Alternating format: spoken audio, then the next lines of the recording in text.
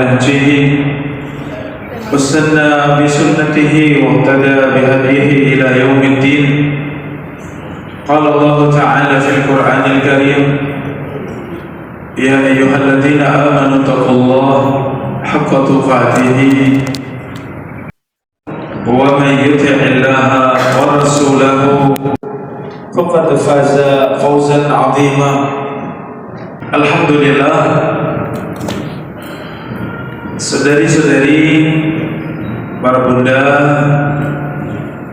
jamaah rahimani wa rahimakumullah, kita bersyukur kepada Allah kesempatan pagi yang mulia ini, di waktu duha ini Allah pertemukan kita di majelis yang mulia.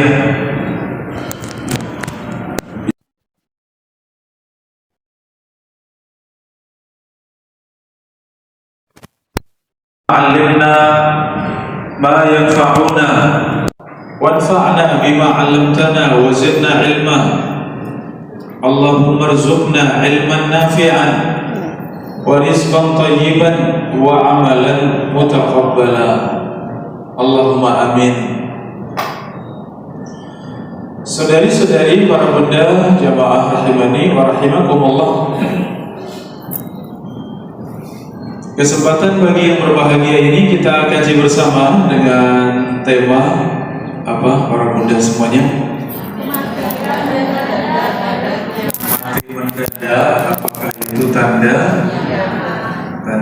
dekatnya dengan hari kiamat, ya?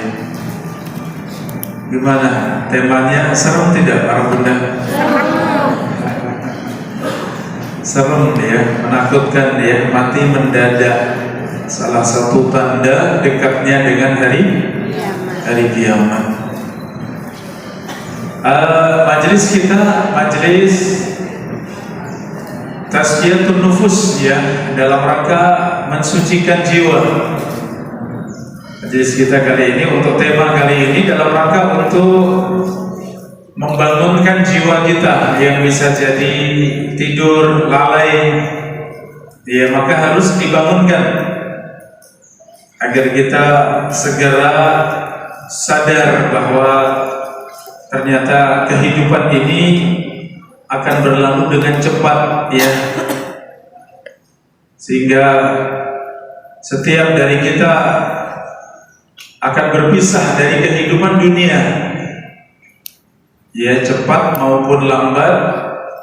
Ya, lambatnya juga itu cepat, ya, para bunda.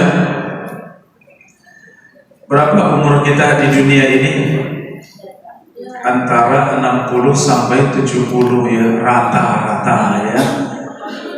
Amaru ummati ma baina sittin ila sab'in, kata Nabi SAW, umur umatku ini berkisar antara 60 sampai dengan 70 tahun.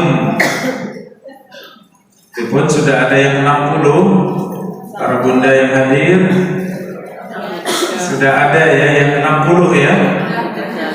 Oh, Masya Allah, 63, Masya Allah. Yang 70 ada, yang bonusnya banyak.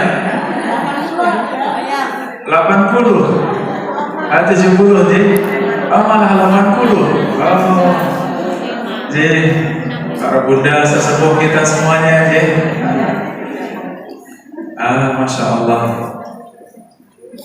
Alhamdulillah, Allah masih memberikan banyak kesempatan, ya, kesempatan para ibu, para bunda. Alhamdulillah.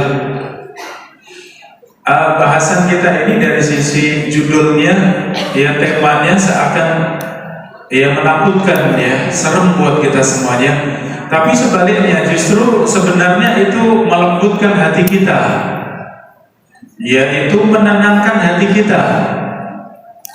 Kenapa? Karena kita tidak akan was-was, ya, kita tidak akan berpikir yang mungkin merasa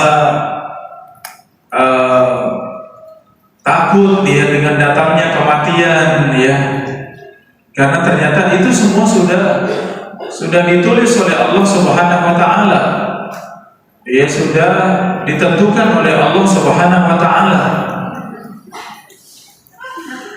Saudari-saudari para bunda rahimani wa rahimakumullah, kita ambil dari hadis yang sahih. Ini disahihkan oleh Syekh Al-Albani rahimahullah. Rasulullah sallallahu alaihi wasallam bersabda dari hadis Anas bin Malik radhiyallahu anhu, min iqtirabis sa'ah an yura al-hilal kibalan. Kata Nabi sallallahu alaihi wasallam, di antara tanda dekatnya dengan hari kiamat, bulan sabit itu terlihat besar. Fayuqalu lilailatain, sehingga dikatakan bulan sabit tersebut seakan itu hari kedua. Wa an tutakhadhal masajidu turuqan, dan masjid-masjid dijadikan sebagai jalan untuk lewat. Wa an yadhhara mautul fujaah, dan akan banyak terjadi kematian mendadak.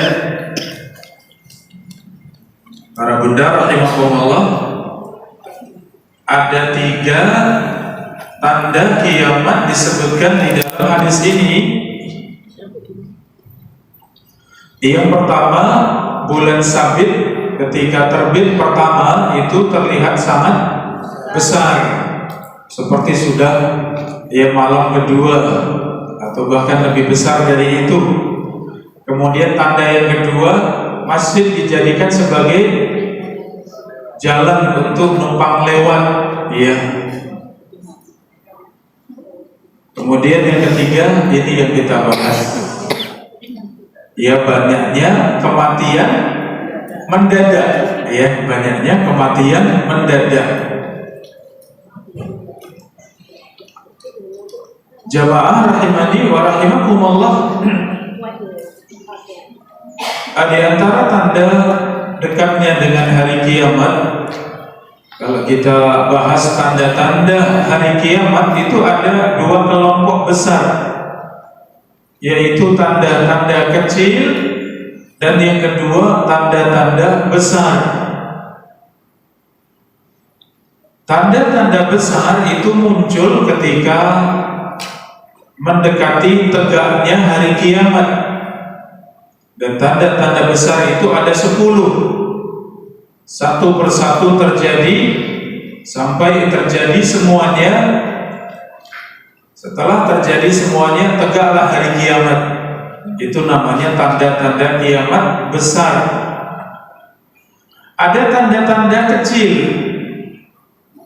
Tanda kecil ini sudah berlalu atau sekarang kita semuanya merasakan. Sebagian mungkin belum terjadi atau akan terus terjadi, sebagian belum terjadi. Dimulai dari tanda kecil hari kiamat itu dimulai dari diutusnya Rasulullah Muhammad sallallahu alaihi wasallam menjadi rasul, menjadi nabi. Ya, berarti diutusnya Rasulullah itu, Rasulullah mengatakan bu'istu wasa'ah kahatain, aku diutus oleh Allah dengan hari kiamat itu seperti ini, jari telunjuk dan jari tengah. Artinya apa? Para bunda sudah sangat dekat. Kemudian setelah itu tanda-tanda yang sangat banyak, bahkan kalau dihitung sampai ratusan ya, tanda-tanda dekatnya dengan hari kiamat. Tapi itu tanda kecil. Artinya tanda kecil masih ada jarak dengan tegaknya kiamat. Karena semua tanda-tanda tadi akan ditutup dengan tanda-tanda besar. Yang tadi ada berapa tadi? Ada 10. Apa ini contohnya? Tanda besar. Ya, munculnya, datangnya Dajjal, turunnya Nabi Isa alaihissalam. Ya, kemudian dibukanya benteng Ya'juj dan Ma'juj. Ya, kemudian terjadinya khasaf, ya, tenggelamnya bumi dalam jumlah yang besar. Ya, tenggelamnya bumi dalam jumlah yang sangat luas. Tenggelamnya bukan satu kampung, dua kampung ya, tapi tenggelamnya itu satu kota, satu negeri itu tenggelam, terkubur di dalam bumi. Ya, dan seterusnya itu tanda-tanda besar. Setelah itu tegak, ditutup yang terakhir terbitnya matahari dari barat. Setelah itu tegaklah hari kiamat. Nah, untuk kita semuanya para bunda rahimakumullah, ya tentu mempelajari tanda-tanda kecil, tanda-tanda besar ini untuk menambahkan iman, untuk menambahkan ketakwaan di dalam hati kita, sehingga kita bersemangat untuk mengerjakan amal saleh. Kita sangat berhati-hati untuk berbuat dosa. Kita takut berbuat dosa. Apalagi tanda yang mau kita pelajari tadi apa? Kematian mendadak ya. Ini yang mana Rasulullah SAW menyebutkan tanda pertama dalam hadis ini, munculnya hilal atau bulan sabit itu sudah besar. Muncul pertama kali sudah besar. Yang kedua, masjid bukan lagi tempat ibadah, tapi sudah menjadi jalan. Masjid sudah menjadi jalan. Dia sekedar numpang lewat, tidak ada urusannya dengan ibadah. Yang terakhir, kematian apa tadi? Kematian mendadak. Saudari-saudari para bunda rahimani wa rahimakumullah, ada wasiat yang sangat agung dari Al-Imam Al-Bukhari rahimahullah untuk kita semuanya. Ihtanim fil farad fadla ar-ruku'. Kata Al-Imam Al-Bukhari, manfaatkan waktu kosong untuk ruku'. Maksudnya untuk sholat. Ya, manfaatkan waktu yang senggang untuk apa para bunda? Untuk sholat. Ya, sholat. Kalau sholat fardu di masjid, tapi kalau sholat sunnah baiknya di mana? Baiknya di rumah, untuk menghidupkan rumah, untuk memberikan cahaya di rumah. Perbanyak sholat sunnah di rumah. Ya, adapun yang fardu, laki-laki sholatnya berjamaah di masjid. Untuk para bunda di mana sholat fardu? Di rumah, ya. Kalau ke masjid boleh tidak? Boleh. Izin siapa? Suami. Izin suami ya, atau izin wali? Ya, yang menjaga dari laki-laki ya. Mungkin anak yang besar misalnya, atau saudara kandung ya. Siapa yang menjadi wali ya? Kalau tidak ada suami. Ya, boleh. Rasulullah mengatakan, la tamna'u ima Allah masajidallah. Jangan kalian larang wahai para suami, wahai para wali, istri-istri kalian atau putri-putri kalian untuk pergi ke masjid. Wa buyutuhunna khairun lahunna. Namun ingat, rumah-rumah mereka itu lebih baik. Ya, rumah-rumah mereka itu lebih baik.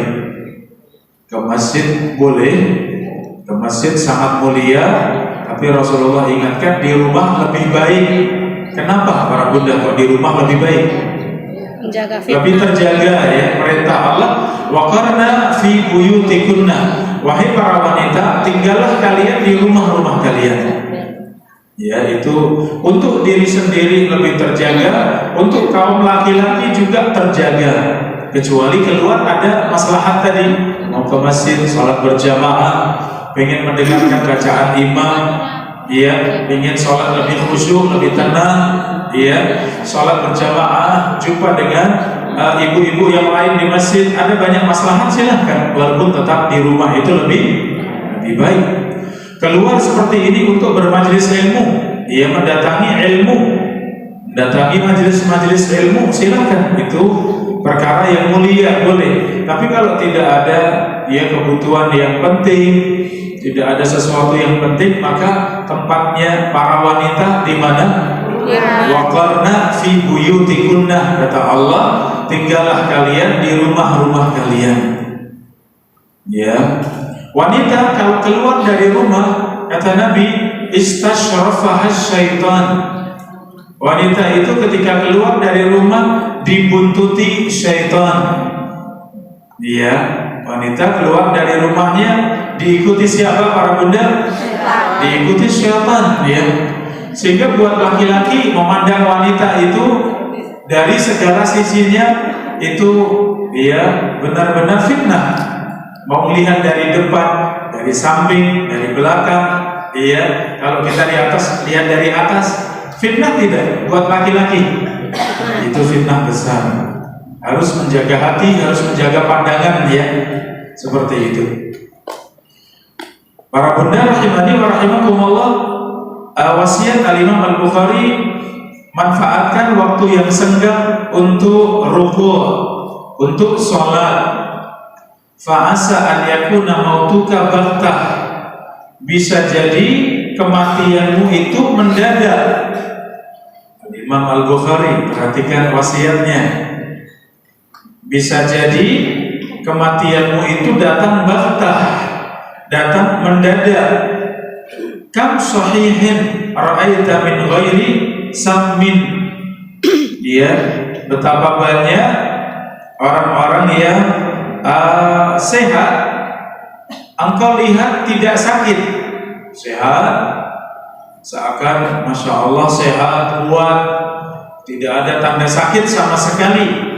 Zahabat nafsuhu faltakan, tapi ternyata jiwanya itu pergi. Faltah itu baghtah, sama mendadak. Ternyata yang sehat, yang kuat, yang seger, ia ternyata meninggal secara mendadak. Ini nakut-nakuti itu apa para bunda? Tidak, ya, agar kita siap, agar kita lebih mapan hati kita, lebih bersih hati kita, lebih sibuk dalam kebaikan. Mati mendadak ini baik atau buruk para bunda? Baik. Dua-duanya, bisa baik, bisa buruk, ya. Disebutkan di dalam hadis yang sahih, mautul faja'ati akhdatu asafin. Ya. Dalam sebuah hadis Rasulullah bersabda, kematian mendadak itu siksaan Allah tanpa ada penyesalan. Ini maksudnya untuk orang-orang kafir, untuk orang-orang yang berbuat dosa, sedang dalam keadaan kufur,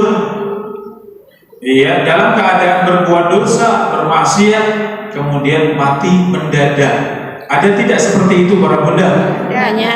Banyak, ya. Pulang dari tempat-tempat yang tidak baik, di tengah jalan meninggal, yaitu mati mendadak. Jadi mati yang tidak ada tanda-tandanya sama sekali. Sedang duduk meninggal, sedang olahraga meninggal, sedang goes meninggal, itu mati mendadak. Bagaimana seperti itu? Kalau untuk orang-orang kafir, orang-orang munafik, orang-orang yang melakukan dosa-dosa, apalagi para pendosa, kemudian mati mendadak, itu akhdatu asafin, itu siksaan Allah, yang tidak ada penyesalan. Artinya tidak ada kesempatan untuk beristighfar, tidak ada kesempatan untuk bertaubat, Kalau masih ada waktu, misalnya sakit dulu, sakit semakin berat, dirasa sesak, nafas, berat, lah ini ada kesempatan untuk istighfar, ada kesempatan untuk bertaubat, ada kesempatan untuk meminta maaf pada orang-orang yang mungkin merasa berdosa dengannya. Tolong maafkan saya, saya sudah tua, saya sakit-sakitan misalnya. Ada kesempatan meminta maaf, Mbak, Bu, sama-sama, saya juga mohon maaf kalau ada kesalahan misalnya. Ini kalau tidak mendadak, ada kesempatan untuk perbanyak istighfar, perbanyak taubat, gitu. Adapun mati mendadak untuk orang-orang yang beriman, kata Nabi SAW, mautul fujaati takhfifun 'alal mu'min. Kematian mendadak itu keringanan untuk orang beriman.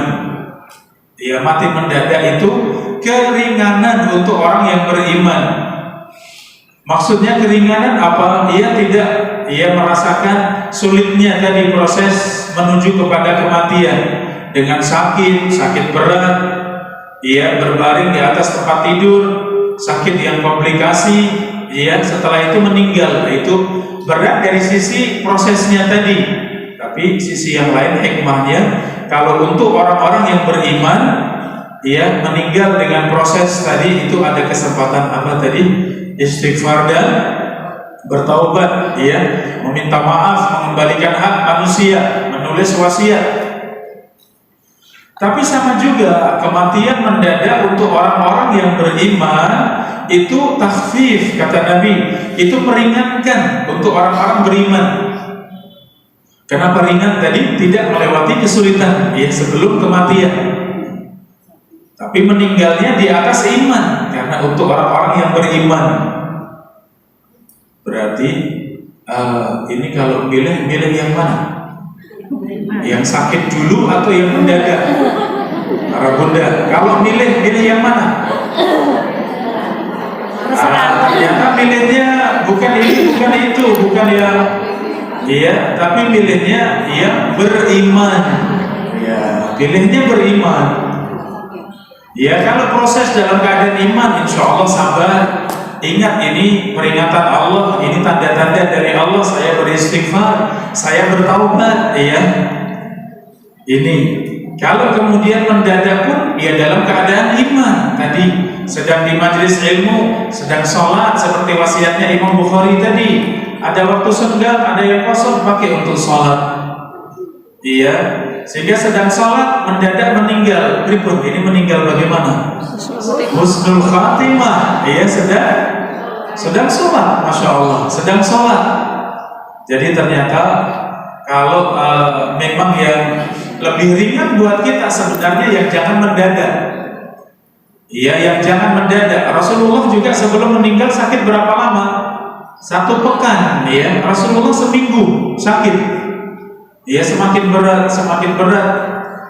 Mengimami beberapa hari masih bisa, tinggal beberapa hari sebelum wafatnya sudah tidak mampu mengimami. Rasulullah tidak keluar dari rumah. Rasulullah perintahkan sahabat Abu Bakar untuk mengimami. Tidak lama dari itu kemudian Rasulullah SAW meninggal. Berarti tentu yang terbaik Allah pilihkan untuk Nabi SAW, yaitu meninggal dengan apa tadi? Dengan ada tanda sebelumnya. Itu lebih mudah buat kita untuk beristighfar. Sakit seperti itu, sakit mendekati kematian, beristighfar, bertaubat, Allah terima tidak? Terima. Yang tidak diterima kapan?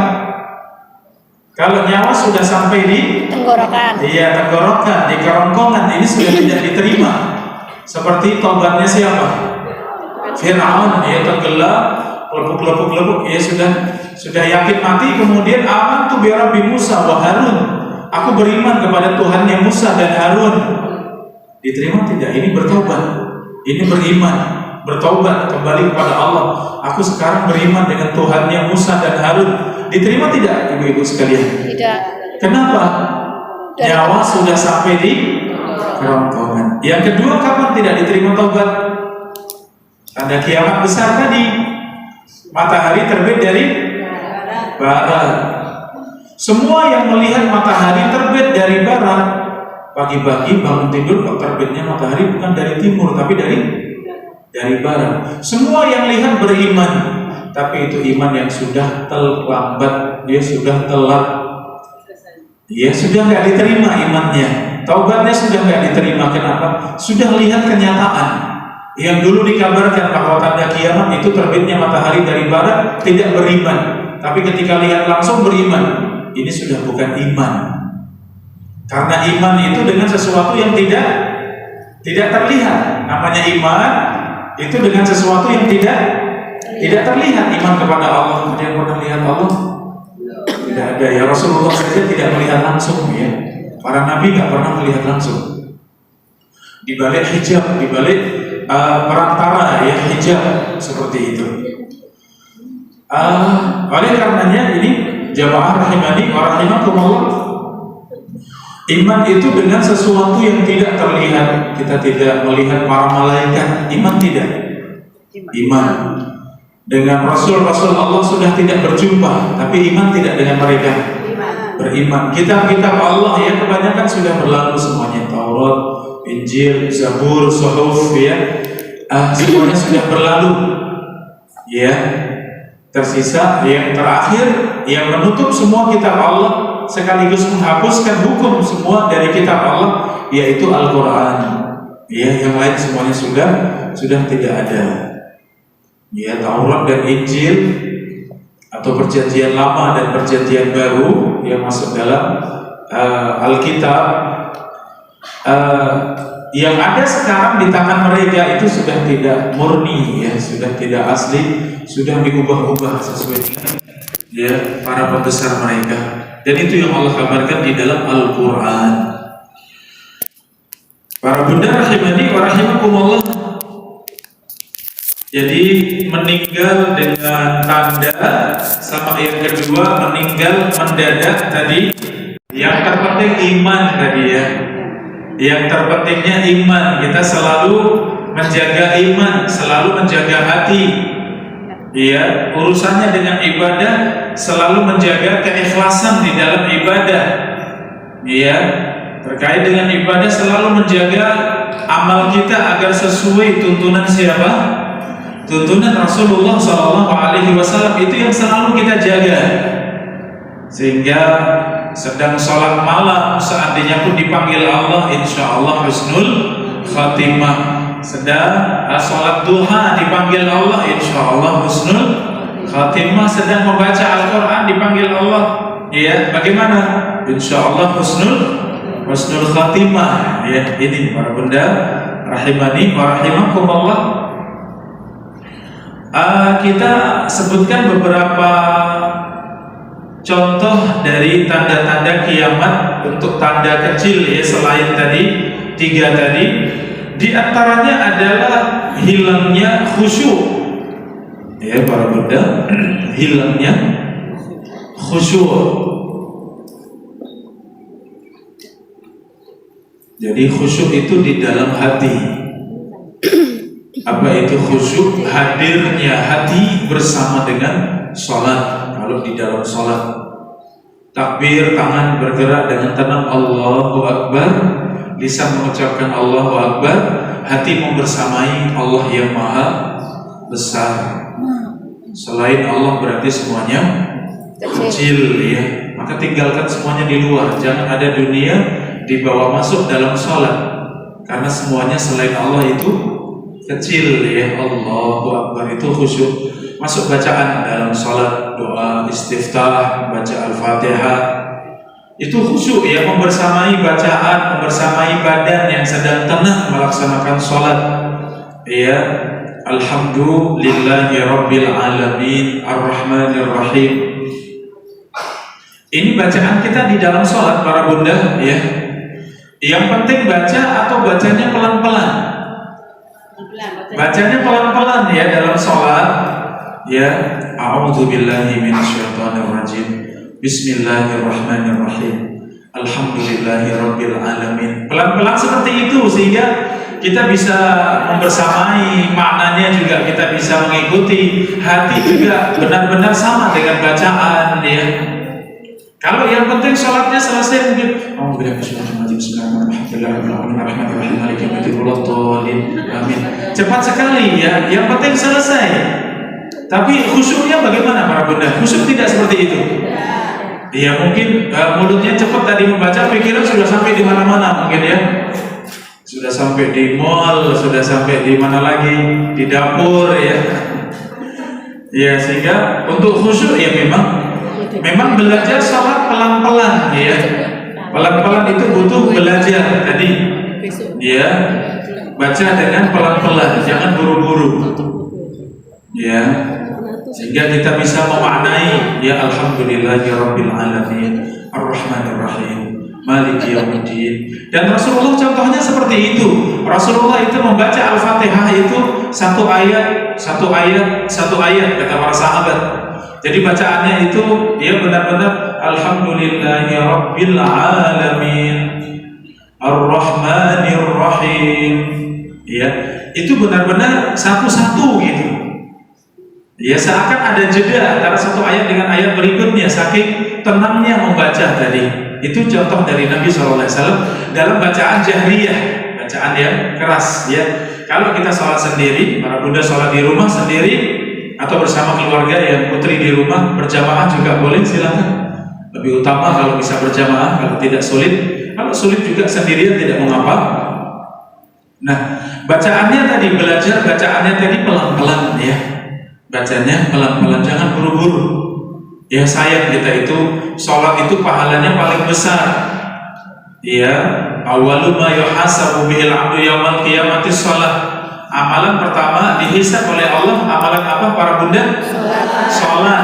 Jika baik sholatnya baik semua amalnya. Jika buruk sholatnya buruk semua amalnya. Ya, maka sholat benar-benar kita jaga. Salah satunya khusyuk. Dekatnya dengan hari kiamat, tanda kiamat ketika khusyuk itu sudah semakin hilang.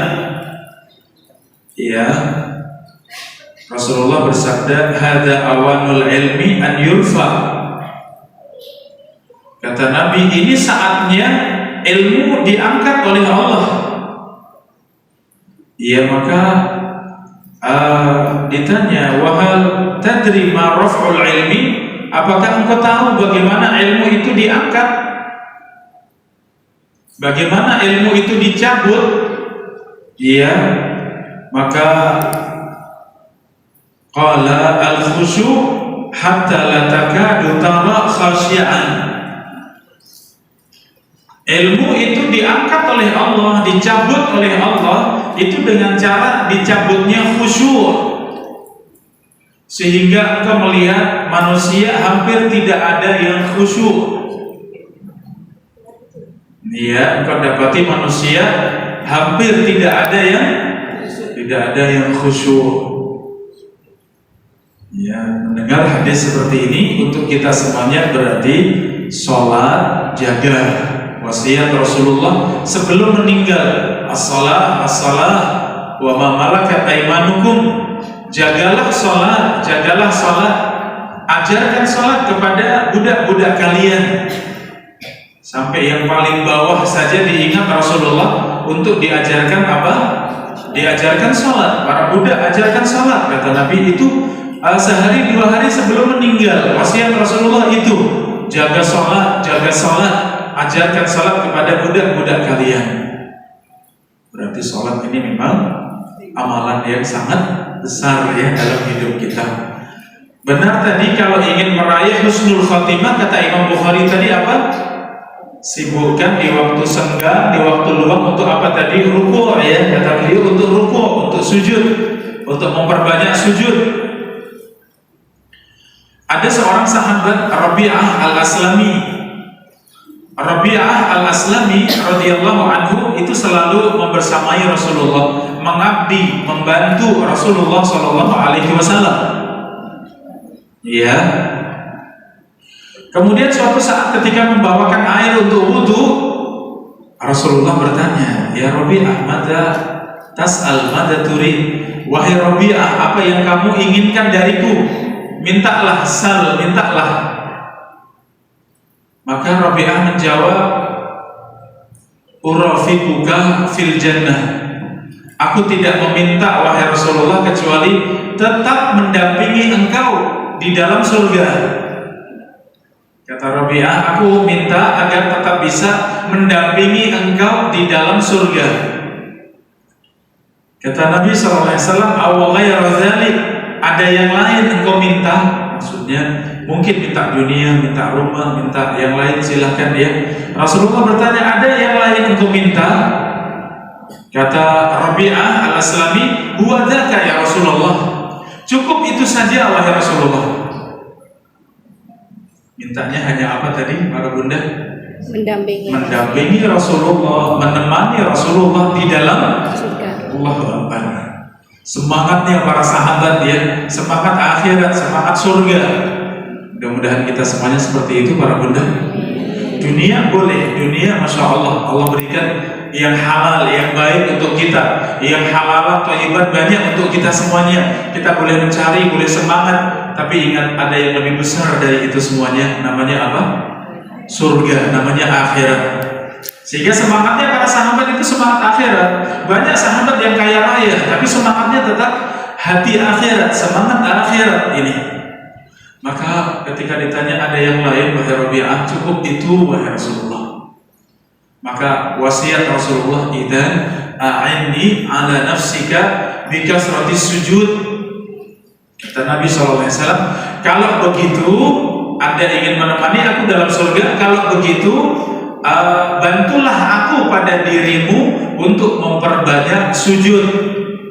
Ya, bantu aku pada dirimu wahai Rabi'ah untuk memperbanyak apa para bunda? Sujud. Cinta sujud. Bukan sujud sendirian tanpa sholat ya, bukan ya. Ini maksudnya sholat ya, bukan hanya ujuk-ujuk sujud ya. Gak ada syariatnya begitu ya, kecuali sujud syukur, iya. Kecuali sujud tilawah, ada yang membaca kemudian sujud tilawah kita ikut sujud, itu sudah. Tapi kalau tidak ada apa-apa tahu-tahu sujud, ini nggak ada syariatnya ya. Maksudnya sujud itu sujud di dalam sholat, perbanyak sujud maksudnya perbanyak sholat ya. Mudah-mudahan kita semuanya cinta sholat para bunda. Allahumma amin ya, cinta sholat, karena itu yang paling besar ya, memudahkan kita perjalanan untuk sampai kepada surga, sampai kepada Allah Subhanahu wa taala. Jaga sholat, baik sholatnya, baik semua amalnya. Tapi kalau buruk sholatnya, buruk semua amalnya. Ya, ada nasihat ya sesepuh ya mengatakan sholat sunnah itu bicara sholat malam, sholat duha, yaitu sholat yang memang kita biasakan. Tapi kalau tidak membiasakan, sampai tua juga tidak akan mengerjakan, bahkan sampai mati juga tidak akan mengerjakan katanya. Waduh, itu buat saya saja yang mendengar majelek gitu ya. Artinya kalau tidak membiasakan sholat malam sampai kapan? Ya tidak akan bisa, begitu nasihatnya. Yang tidak membiasakan sholat duha, kalau tidak dipaksakan, tidak dibiasakan, tidak sungguh-sungguh, ya sampai kapan mau sholat duha? Tidak akan bisa. Oh ternyata benar ya. Ya melewati umur ini, dulu waktu masih muda, umur 20, 25, apa bayangan kita nantilah kalau sudah semakin tua, ya tidak? Sudah mulai 30, 35, 40, ya sudah mulai umur benar-benar di puncaknya ya. Rasulullah menjadi nabi itu di umur 40. Ternyata maju lagi, sekarang saya merasakan di umur 45 ya para bunda. Saya merasakan di umur 45, oh ternyata bijak sekali perkataan tadi. Sesuatu kalau tidak kita paksakan, tidak kita biasakan, ya tidak berjuang dengan sungguh-sungguh untuk kita miliki, untuk kita amalkan, ya semakin tua juga sama, kita tidak akan mengerjakan. Ya ini berarti pripun sholat malamnya para bunda. Insya Allah ya kita sudah mulai membiasakan. Kalau enggak ya sudah, mungkin kita sampai dipanggil Allah juga tidak akan mengerjakan. Berarti harus kita berusaha, harus kita belajar, kita bersungguh-sungguh ya. Ini para bunda rahimani wa rahimakumullah. Di antara tanda kecil dari hari kiamat, ya jamaah rahimani wa rahimakumullah, yaitu az-zalazil, ya kasratu az-zalazil, banyaknya gempa bumi, wal qatl, banyaknya pembunuhan. Ini di zaman kita rasakan tidak para bunda? Terakhir gempa kapan? Belum lama ya. Belum lama. Sempat yang kecil itu kok saya tidak terasa, tahu-tahu baca berita nggak tahu 2,5 atau berapa ya. Malah di Bantul ya. Yang sebelumnya yang besar. Ya. Yang sebelumnya besar ya. Bahkan sebelumnya lagi waktu jam 12 malam sampai bangun tidak para bunda? Bangun ya? Enggak. Oh iya. Yang ingat gempa 2006 insya Allah bangun ya, karena traumanya itu benar-benar traumanya itu kuat sekali. Karena pagi. Iya, pas kejadian 2006 saya masih di pesantren di Salatiga, saya masih ngajar di sana di pesantren Al Irsyad Salatiga. Pas kejadian sekitar jam 6 kurang dikit ya. Kemudian setengah 7 saya dikabari itu pusatnya di Bantul, rumah sakit semuanya penuh katanya. Astagfirullahaladzim. Bagaimana ibu bapak saya, bagaimana keluarga saya? Langsung saya meluncur ke sini. Nah, sampai di sini, sampai di Bantul, ya kampung saya Pleret, kata ibu ya, ibu-ibu sekalian, kampung saya itu Grosok Pleret ya, ya, Wonokromo ya. Sampai di sana, waduh parah sekali. Alhamdulillah bapak ibu selamat ya. Tapi gempa susulan itu banyak sekali, nggak terhitung, ratusan mungkin ya. Dan gempa itu rasanya beda-beda. Kadang seperti batu yang dijatuhkan, kadang seperti dioyak-oyak ya. Apalagi macam-macam rasanya gempa ya. Nah pas sudah sekitar 2013an saya pindah ke Jogja. Saya ngajar di pesantren Binbas yang ada di Piungan. Ketika itu siang hari saya ngajar, murid-murid saya ya sedang duduk, saya ajar, saya sedang menulis. Ya menulis, sedang menjelaskan di papan tulis saya. Ya, ternyata ada gempa cukup kuat, brut gitu ya. Itu saya sudah nggak mikir itu ada murid, saya langsung kabur. Saya lari duluan, murid saya tinggal ya. Sampai di luar gedung itu baru lihat astagfirullah murid saya tinggal. Astagfirullahaladzim. Jadi gempa luar biasa ya, apalagi yang 2006 itu dahsyat sekali. Saya tidak merasakan langsung karena di Salatiga, tapi susulannya saja itu masih merobohkan yang belum roboh ya. Jadi traumanya luar biasa itu. Ya ini ada guru lari duluan, ninggal murid ya. Ceritanya saya itu. Ya seperti itu ya jamaah rahimakumullah. Ternyata banyaknya gempa juga tanda semakin dekat dengan hari kiamat. Pembunuhan ya di zaman kita sekarang. Dulu saya masa kecil ya ketika TK SD, lihat ada pembunuhan itu ngeri. Karena televisi waktu itu mungkin baru TVRI ya, belum ada yang lain. Iya. Masih hitam putih ya televisi. Iya di tahun 87, 90-an ya masih, kalaupun ada tambahannya dulu apa ya, TV apa ya? Iya, TVRI mungkin sama apa yang lain, belum banyak ya masih. Iya sehingga pembunuhan itu kita nggak dengar beritanya dan masih jarang, orang takut membunuh ya. Membunuh itu mengerikan. Tapi kalau zaman kita sekarang, anak membunuh ibunya ada tidak? Anak membunuh ayahnya ada tidak? Istri membunuh suaminya ada tidak? Atau sebaliknya dan seterusnya, seakan pembunuhan itu seakan karena saking seringnya kita dengar berita yang sampai di telinga kita, seakan itu sesuatu yang biasa, ya tidak para bunda? Ternyata itu tanda apa? Tanda semakin dekat dengan hari kiamat. Kalau semakin dekat kita harus ngapain para bunda? Iya, tambah baik, tambah istiqomah, tambah solehah, ya semangat dalam kebaikan tadi. Ada waktu kosong, pakai, ya ambil air wudhu, sholat. Ada waktu senggang, ambil air wudhu, baca Al-Quran, ya. Ada kesempatan sambil mengurus rumah misalnya, mengatur rumah, ya sambil dinyalakan HP. Ada tidak sekarang video-video pendek para bunda? Ada ya sambil mendengarkan, dapat satu hadis, satu ayat, ya, masya Allah, alhamdulillah ilmu bertambah terus. Kalau hidup kita seperti itu, mudah namanya istiqomah. Syaitan akan membisikkan sesuatu, kita mengatakan tidak, itu bisikan syaitan. Mudah untuk menolak, ya tidak. Tapi kalau iman kita lemah, diajak berbuat maksiat, kira-kira jawaban hati kita gimana? Boleh juga. Iya, boleh juga ya sekali-kali. Nggak apa-apa lah, nanti gampang taubat, iya tidak. Saya masih kuat, sehat ginilah, nantilah kalau sudah semakin tua. Banyak ya, kalau iman lemah mudah sekali digoda. Tapi kalau kita sibuk dalam kebaikan, selalu sibuk dalam kebaikan, godaan-godaan syaitan itu minggir sendiri. menyingkir sendiri, alhamdulillah, ya seperti itu. Ini ya para bunda rahimani wa rahimakumullah, di antara tanda-tanda kiamat tadi banyaknya gempa dan banyaknya pembunuhan. Di antara tanda kiamat itu orang-orang berbangga dengan dosa dan maksiat.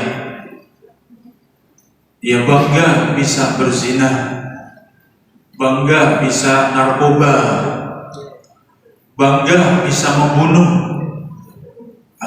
Kelitih para bunda, kelitih ya. Kelitih itu didengar hanya di kita atau di kota lain ada? Jogja. Kalau yang saya dengar hanya di kita saja. Daerah mana? Ya Jogja kurang lebihnya dan sekitarnya ya, Bantul, Jogja ya, banyak kelitih. Tapi di kota-kota lain ada tidak? Ada. Ada tidak? Ada. Ada juga. Oh ada, iya. Saya belum dengar, kalau dengar berita kelitih selalu di Jogja. Iya. Nasallallahu alaihi wasallam. Saya ngobrol dengan mantan preman ya, yang sudah alhamdulillah dapat hidayah, sudah istiqomah, sudah ngaji. Kenapa sih mas kok ada kelitih? Oh ternyata itu tuh pengen membuktikan Ustaz. Anak-anak kelitih itu kan anak-anak SD, anak-anak SMP. Semakin berani, semakin nekat, itu levelnya di kelompoknya semakin tinggi. Semakin kuat berani membunuh, apalagi semakin tinggi. Iya. Sehingga para pembesarnya preman-preman itu ya yang sudah mungkin membunuh sekian kali, sudah berani tembak-tembakan dengan polisi misalnya, itu semakin tinggi levelnya. Sehingga kenapa orang nggak salah langsung dibacok ya, orang nggak salah langsung disambut dengan pedang. Kenapa? Tadi untuk menunjukkan jati diri, tapi benar-benar akalnya sudah terbalik ya. Itu pikiran setan, pikiran iblis ya. Sehingga semakin berani kalau ia ngelamar di kelompok para preman tadi, apa yang sudah kamu tunjukkan? Oh saya sudah berani membunuh 2 orang misalnya, 3 orang, langsung ditempatkan. Ya, ternyata rahasianya kenapa kok kelitih ini nggak ada urusan, kok disabet dia, kok tahu-tahu dilukai. Kenapa? Ternyata itu anak-anak itu pendeknya akal mereka.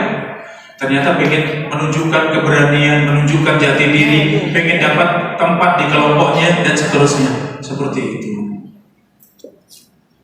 Ya, para bunda rahimahullah. Dan ternyata kalau sampai berbangga-banggaan dengan dosa, itu tanda apa?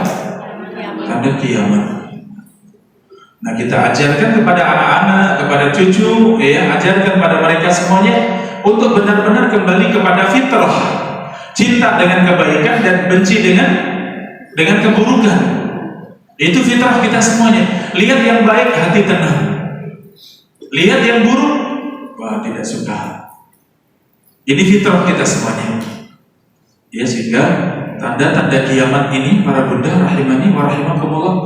Satu lagi, salam hanya kepada orang yang dikenal. Di antara tanda kiamat mengucapkan salam kepada siapa? Khusus kepada orang yang dikenal. Kalau tidak kenal, diam. Ini tanda kiamat. Yang sunnah bagaimana? Kata Nabi, afshus salam ma bainakum. Hendaklah kalian tebarkan salam di antara kalian. Kalian itu siapa? Kita semuanya. Kalau tidak tahu ini muslim atau non muslim, salam tidak. Dalam keadaan tidak tahu ini muslim atau bukan muslim, salam tidak. Salam. Tetap salam. Tetap salam kalau tidak tahu ya. Apalagi sudah jelas muslim, misalnya memakai jilbab, jelas ini muslimah. Iya, jumpa walaupun nggak kenal ribet. Assalamualaikum. Iya, kuatkan hati, kuatkan niat, ikhlaskan kepada Allah. Saya ingin menyapa, assalamualaikum bu, misalnya, assalamualaikum mbak. Iya. Kalau kita senyum, kira-kira balasannya apa? Senyum. Alhamdulillah. Senyum itu nular ya, alhamdulillah. Kalau kita senyum, orang yang kita senyumi senyum tidak? Senyum. Ya, sudah auto ya, otomatis senyum juga ya, seperti itu. Kalau nularnya yang kurang baik itu ngantuk di majelis ya. Satu ngantuk, tetangganya ikut ngantuk juga. Nah, ini nularnya nular kurang baik kalau ini ya. Tapi kalau nularnya senyum, ini mudah sekali. Kita senyum saja, orang lain senyum, assalamualaikum, waalaikumsalam. Ya apalagi sambung lagi. Ibu dari mana? Ibu mau kemana misalnya? Ibu nunggu siapa? Alhamdulillah terbuka. Ini luar biasa adab di dalam Islam ya. Walaupun belum kenal, ucapkan salam ya, ucapkan salam. Jadi jangan hanya yang dikenal saja salamnya, tapi pada semuanya. Kecuali jelas kita tahu itu non muslim, salam tidak. Kalau kepada non muslim kita tidak mendahului, la tabda'u al-yahud wa nasara bisalam. Kata Nabi, jangan kalian mendahului Yahudi dan Nasrani dengan salam. Tapi kalau mereka mengucapkan salam, bagaimana jawabannya? Kalau mereka ada Yahudi, ada Nasrani yang salam kepada kita, bagaimana jawabannya para bunda? Jawaban biasa, waalaikumsalam. Ya, assalamualaikum, kita jawab waalaikumsalam. Adapun jawaban waalaikum itu khusus yang mendoakan keburukan ya. Ada seorang Yahudi lewat di hadapan Nabi mengucapkan asamu, bukan assalamu, tapi nggak pakai lam, asamu alaikum, artinya kebinasaan atasmu wahai Muhammad. Asamu alaikum. Jawaban Rasulullah waalaikum. Itu juga itu kalau ya dan atas engkau. Ibunda Aisyah marah, dia murka.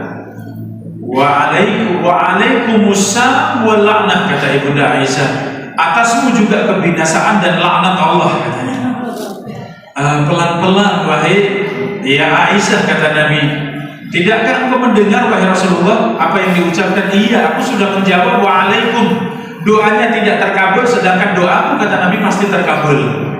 Iya, maka cukup Rasulullah menjawabnya dengan apa tadi? Waalaikum, sampai di situ.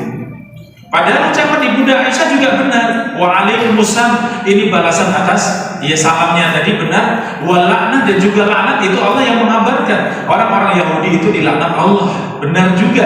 Tapi sikap seperti itu sikap kurang santun, sikap kurang lembut ya. Mungkin Yahudi tadi dapat hidayah sehingga oh iya, saya dulu waktu salah, tetap Rasulullah juga menjawabnya santai, menjawabnya santun. Nah ini tidak meninggalkan bekas yang tidak baik, kenangan yang tidak baik. Sehingga Aisyah ditegur, pelan-pelan wahai Aisyah.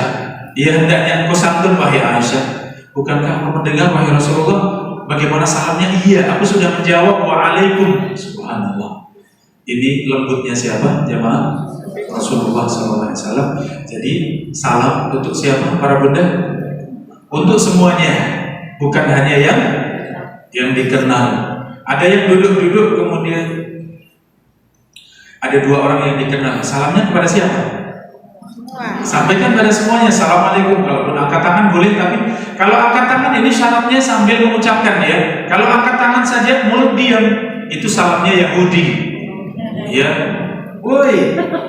Misalnya, boleh tidak? Nggak boleh dalam Islam. Ya kalau mau angkat tangan isyarat harus dibarengi dengan ucapan. Walaupun jauh isyarat, assalamualaikum. Nah, harus dengan mengucapkan salamnya. Ini harus.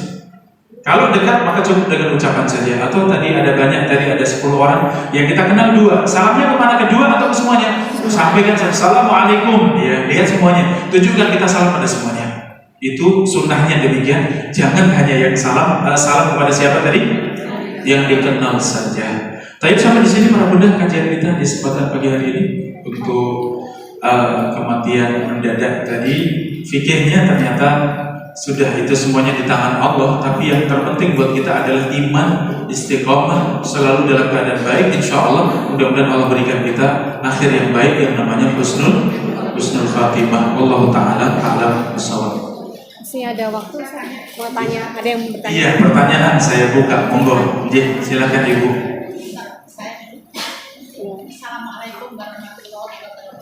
Waalaikumsalam warahmatullahi wabarakatuh. Tanya Ustaz, bagaimana dengan yang sering terjadi ini Iya. tanah suci. Jadi misalnya kan sekarang banyak badai, hujan es,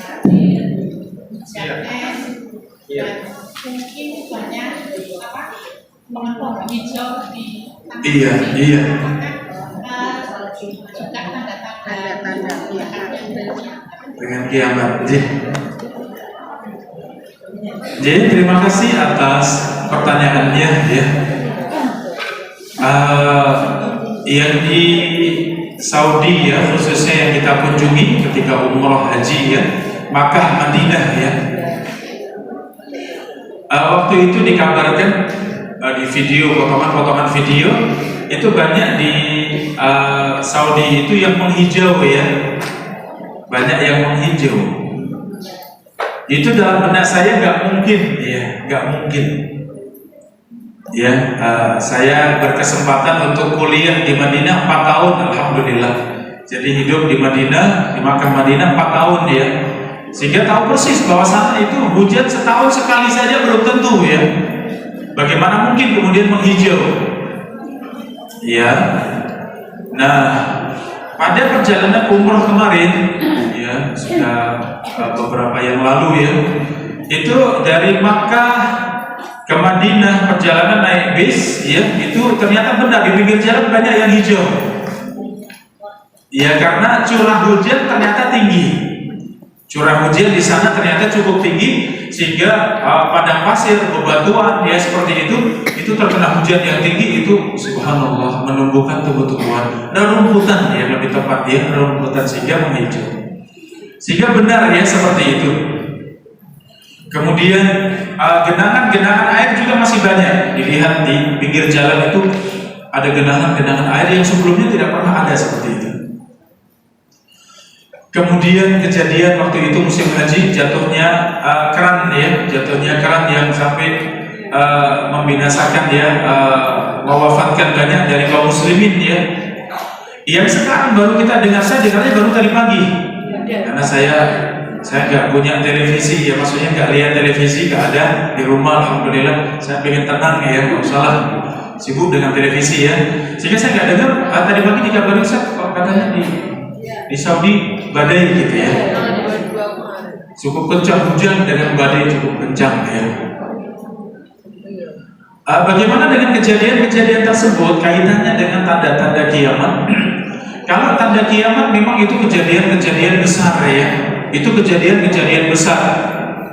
Seperti tadi ditenggelamnya kota ya, satu kota itu ditenggelamkan, dikubur dalam bumi oleh Allah ya.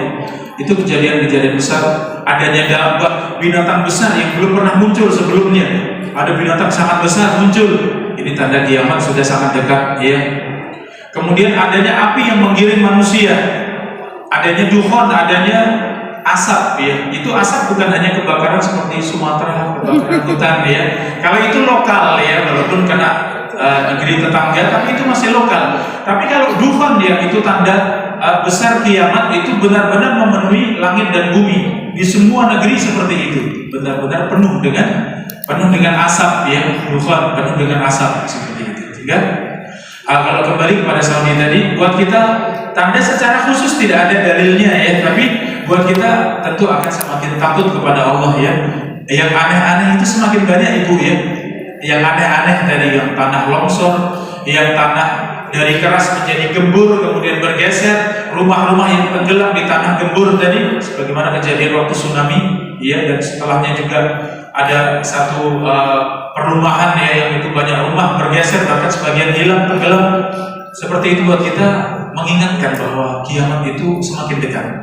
Iya, tapi secara khusus apakah itu tanda kiamat? Tentu kita tidak akan mengatakan kecuali dengan dalil ya. Sehingga buat hati kita, ayo, sudahlah, kita harus benar-benar semakin baik, semakin istiqomah, semakin solehah, ya semakin kuat untuk mendekat kepada Allah, karena semua dari kita akan segera menghadap kepada Allah Subhanahu Wa Taala. Lama ataupun sebentar, lamanya juga itu tidak lama ya. Kita semuanya akan menghadap pada Allah. Demikian Allah Taala alam bisawab. Mungkin masih ada lagi pertanyaan, Ibu, silakan. Assalamualaikum warahmatullahi wabarakatuh. Waalaikumsalam warahmatullahi wabarakatuh. Saya mau bertanya. Iya, silakan Ibu. Menghadirkan sholat khusyuk biar kita kan kalau sholat udah mantap gitu, terus ada lagi kayak 9 setan. Iya betul. Khusyuk gitu sholat.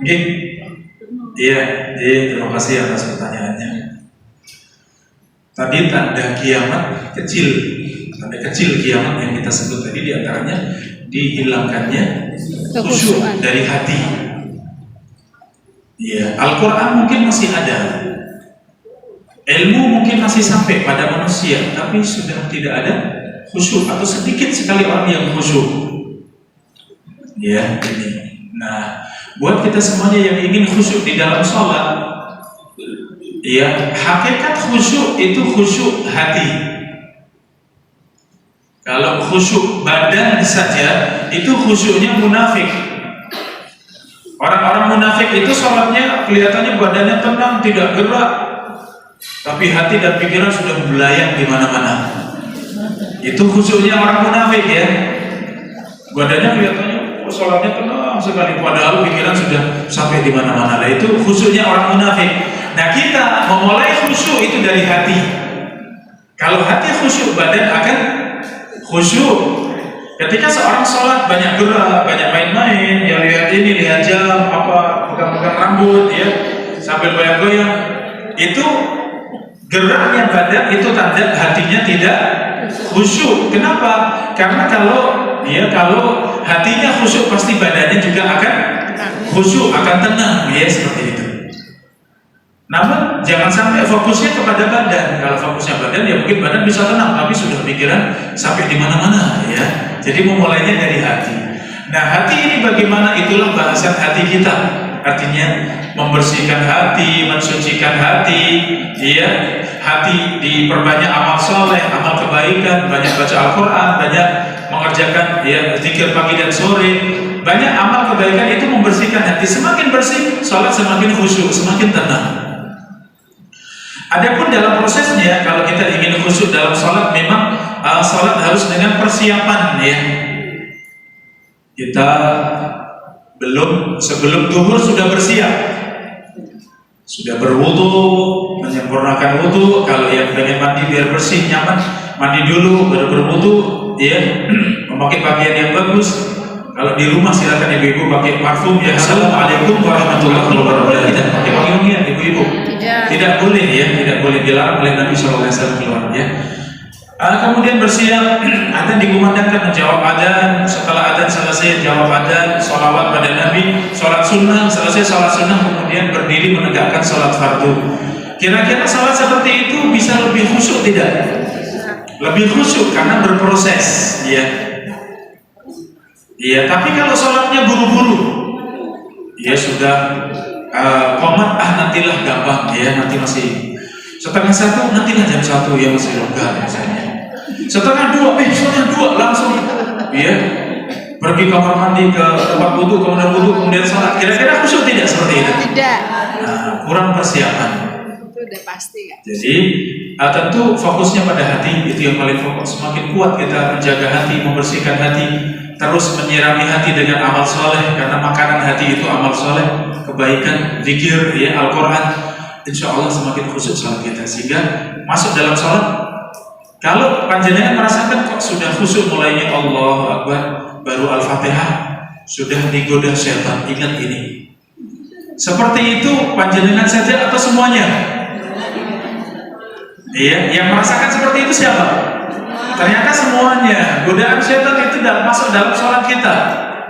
Ketika adzan dikumandangkan, syaitan kabur dalam keadaan terkentut-kentut dalam hadis ya. Lari meninggalkan adzan itu dalam keadaan terkentut-kentut ya. Itu setelah adzan selesai kembali, kemudian menggoda orang-orang yang sholat. Qomat pun demikian kabur. Qomat selesai kembali. Setelah masuk dalam sholat fardu, syaitan akan mengatakan udkur gada. Ingat kamu punya ini. Ingat yang hilang itu ada di sana. Ingat yang belum selesai itu di sana. Ingat anakmu seperti ini. Ingat yang sana itu bumbunya kurang lengkap. Ya, ingat. Subhanallah, itu semuanya muncul di salat, ya tidak? Itu semua kita merasakan. Semua kita merasakan. Ada satu yang lupa, misalnya mobil bannya kempes 1 misalnya. Itu ketika pakai mobil lupa untuk mengecek ya. Tapi kalau sudah Allahu Akbar ingat yang depan yang kiri itu kempes ya. Itu ingatnya kapan? Ketika sholat. Memang syaitan seperti itu. Sehingga apa? Kesimpulannya di dalam sholat itu jihad. Di dalam sholat itu jihad. Artinya jihad apa? Syaitan menggoda, kembali khusyuk lagi. Syaitan mengingatkan dunia, kembali khusyuk lagi. Mengingatkan dunia lagi, kembali khusyuk lagi. Itulah khusyuk minimal. Iya, para bunda khusyuk minimal itu kalau setan mengingatkan dunia kita kembali. Setan mengingatkan dunia kita kembali khusyuk lagi itu. Tapi kalau sudah terus kita belajar khusyuk, insya Allah semakin khusyuk, semakin khusyuk. Bahkan khusyuknya para sahabat sedang sholat saja terkena panah, itu sholat dilanjutkan. Terkena panah yang kedua, ini saya lanjutkan atau ngabarkan karena sedang jaga kaum muslimin yang tidur.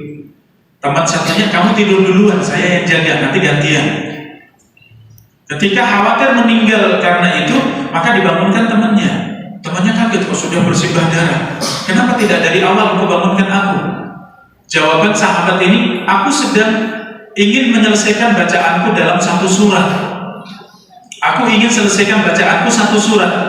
Sehingga apakah aku selesai atau aku mati duluan? Tapi karena aku takut tidak amanah, aku bangunkan engkau, aku batalkan sholat. Ya, kita ada lalat saja sudah sibuknya. Iya, ada yang gatal sudah terus.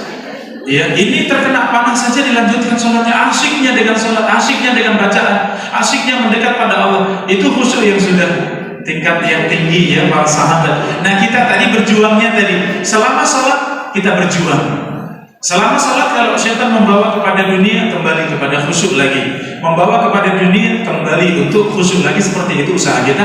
Insya Allah semakin bersih hati kita tadi. Insya Allah kita semakin mudah untuk khusyuk. Seperti itu nih para bunda. Sebelum kita tutup dengan doa. Moga bisa meluangkan hati, khusyuk dengan hati kita. Karena khusyuk berlaku pada semuanya, sholat, doa, ibadah, ya tetap khusyuk ya, ingat Allah Subhanahu wa taala. Bismillahirrahmanirrahim. Alhamdulillah. Wa asyhadu an la ilaha illallah wahdahu la syarikalah. Allahumma shalli wa sallim wa barik ala Muhammad wa barik ala Muhammad kama barakta ala Ibrahim wa ala ali Ibrahim innaka Hamidum Majid. Allahumma ighfir lil muslimina wal muslimat wal mu'minina wal mu'minat al-ahya'i minhum wal amwat innaka sami'un qaribun mujibud da'wat ya qadhiyal hajat. Allahumma a'izz al-islam wal muslimin wa adil asy-syirka wal musyrikin wa ahlik al-kafarat al-muslimin ya rabbal alamin. Rabbana la tuzigh qulubana ba'da idh hadaytana wa hab lana min ladunka rahmah innaka antal wahhab. Allahumma rzuqna ilman nafi'an wa rizqan thayyiban wa amalan mutaqabbalan. Allahumma inna na'udzubika min ilmin la yanfa' wa min qalbin la yakhsha wa min nafsin la tashba' wa min da'watin la yustajabu laha. Allahumma ighfir lana wa liwalidina warhamhuma kama rabbayana shighara. Allahumma ighfir lana wa li ikhwanina alladziina sabaquna bil iman wa la taj'al fi qulubina ghillan lil ladziina amanu rabbana innaka ra'ufur rahim. Allahumma ati anfusana taqwaha wa zakkiha anta khairu man zakkaha anta waliyuha wa maulaha. Ya muqallibal qulub tsabbit qulubana ala dinik, ya musarrifal qulub sarrif qulubana ila ta'atik. Rabbana hab lana min azwajina wa dhurriyyatina qurrata a'yun waj'alna lil muttaqina imama. Rabbana atina fid dunya hasanah wa fil akhirati hasanah wa qina adzabannar. Rabbana atina fid dunya hasanah wa fil akhirati hasanah wa qina adzabannar. Wa sallallahu wasallam ala nabiyyina Muhammadin wa ala alihi wa sahbihi ajmain. Wa akhiru da'wana alhamdulillahi rabbil alamin.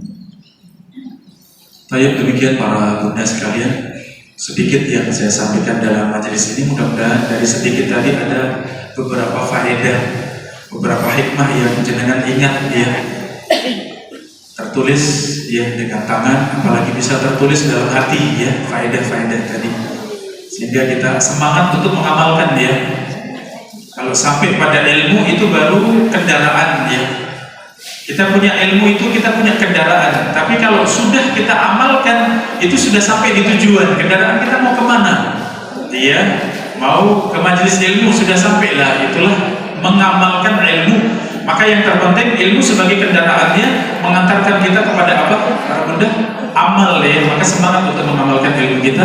Assalamualaikum warahmatullahi wabarakatuh. Mohon maaf, wabillahi taufiq wal hidayah.